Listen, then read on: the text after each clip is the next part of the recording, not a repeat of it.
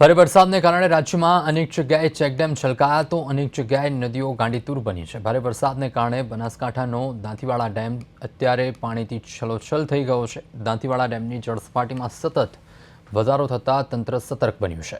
તો સૌરાષ્ટ્ર અને રાજકોટની જીવાદોરી સમાન આજી ડેમ પણ અત્યારે ઓવરફ્લો થયો છે। ટીવી સ્ક્રીન પર તમે આજી ડેમના દ્રશ્યો જોઈ શકો છો, જે ડેમમાંથી નદીમાં પાણી છોડવામાં આવી રહ્યું છે। તો કચ્છમાં મેઘરાજાની તોફાની બેટિંગથી કચ્છની જીવાદોરી સમાન ટપ્પર ડેમ ઓવરફ્લો થયો છે। ડેમના 3 દરવાજા ખોલીને પાણી છોડવામાં આવતા નદીકાંઠાના ગામડાઓને એલર્ટ કરાયા છે। તો ભારે વરસાદને કારણે બનાસકાંઠાની રૂપેણ નદીએ પણ રૌદ્ર સ્વરૂપ ધારણ કર્યું હતું।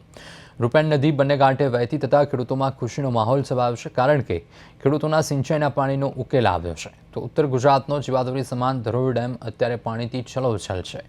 ધરોઈ ડેમની જળસપાટી 618 ફૂટે પહોંચી છે, તો જેના કારણે સાબરમતી નદીમાં પાણી છોડવામાં આવી રહ્યું છે। ટીવી સ્ક્રીન પર તમે દ્રશ્યો જોઈ શકો છો કે અત્યારે રાજ્યના વિવિધ ડેમ પાણીથી છલકાયા છે। સતત નવા નીરની આવક થઈ રહી છે, જેના કારણે ચેકડેમમાંથી પાણી છોડવામાં આવી રહ્યું છે।